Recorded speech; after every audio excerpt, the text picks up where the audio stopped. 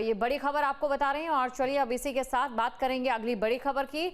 लखनऊ में छांगुर बाबा और सिंडिकेट पर ईडी का शिकंजा। मनी लॉन्ड्रिंग केस में दर्ज हुई एफआईआर। 2 दर्जन बैंक खाते और 6 विदेशी खातों की जांच की जाएगी। 100 करोड़ रुपए के ट्रांजैक्शन के मिले थे सबूत। विदेश से आई रकम और उसकी खपत पर ईडी की नजर है। तो सिंडिकेट से जुड़े लोगों की संपत्तियों की भी जांच। विदेशी खातों की ट्रैकिंग में हो रही थी तकनीकी परेशानी। एसटीएफ रिपोर्ट के बाद सक्रिय हुई ईडी।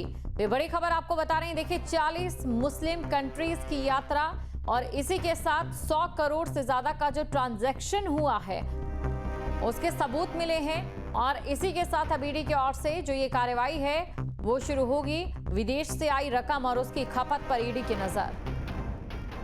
खबर पर अधिक जानकारी के साथ संवाददाता शुभम हमारे साथ लाइव जुड़ चुके हैं। शुभम, देखिए कल का दिन भी हमने देखा बुलडोजर कार्रवाई रही और आज ईडी की कार्रवाई, यानी कि कुल मिलाकर यूपी सरकार की बात करें तो हर तरह से गाज गिर रही है धर्मांतरण पर।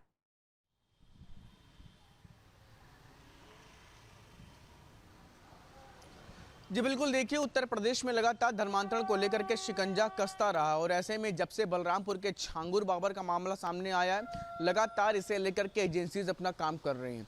एसटीएफ की तरफ से करीब 100 करोड़ के आसपास के रुपयों की इनपुट मिला था, जिसके बाद जो तमाम खातों की जानकारी थी वो भी ईडी को सौंपी गई है और अब इसे लेकर के एफआईआर दर्ज की गई है। फिलहाल इस पूरे मामले को लेकर के ईडी ने अपनी जांच तेजी के साथ आगे बढ़ा दी। करीब 6 से अधिक खातों की जानकारी अब तक मिल चुकी है और अन्य खातों की भी जानकारी मिलने की संभावना है।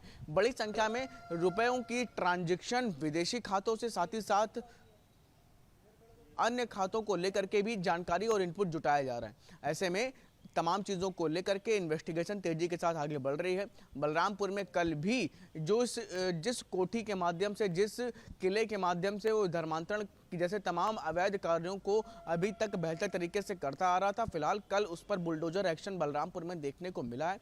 ऐसे में आज भी वहां पर बुलडोजर एक्शन होगा और उसके साथ ही साथ तमाम चीज़ों के मद्देनज़र लगातार पुलिस और इन्वेस्टिगेशन की तमाम टीमें इस पूरे मामले पर अपनी नज़र बनाए हुए हैं और भी इस नेटवर्क से जुड़े हुए लोगों तक पहुंचने का प्रयास है, जिससे कि अवैध धर्मांतरण कराने वाले छांगुर बाबा पर शिकंजा और ज़्यादा कसे और अगर इसमें कई अन्य लोग जो संलिप्त हैं उन पर भी शिकंजा कसा जा सके। इसे लेकर के इन्वेस्टिगेशन और जांच पूरी तेजी के साथ आगे बढ़ रही है। बिल्कुल शुभम, और देखिए ये जो इन्वेस्टिगेशन जैसे जैसे आगे बढ़ेगा उन देशों के नाम सामने आना बेहद जरूरी है जहां से ये पूरा का पूरा जो सिंडिकेट है वो कंडक्ट किया जा रहा था, ताकि कैसे भारत की अखंडता और एकता में सिर्फ एक ही धर्म के लोगों को निशाना बनाकर इस पूरे जाल को बिछाया जा रहा था, इसकी तस्वीर पूरे तरीके से साफ हो सके उन लोगों के लिए जो केरला स्टोरी जैसी फिल्मों को सत्य पर आधारित नहीं मानते हैं।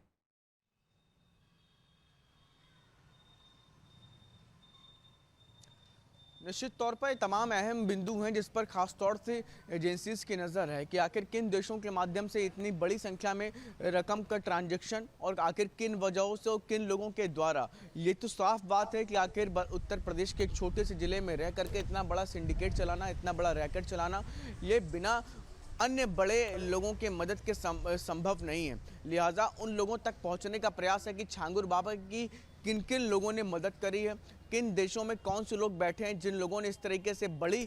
बिल्कुल, अब इन्वेस्टिगेशन में देखने वाली बात ये होती है जब अकाउंट्स की डिटेल खंगाली जाएगी, कितने और नाम सामने आते हैं। शुक्रिया शुभम तमाम जानकारी को दर्शकों तक पहुंचाने के लिए। जहां भक्ति है हर शब्द में, कथाओं में छुपे हैं दिव्य रहस्य और ज्योतिष देता है जीवन को दिशा। धर्म से जुड़ी हर बातों को जानने के लिए हमारे चैनल स्तुति को सब्सक्राइब करें।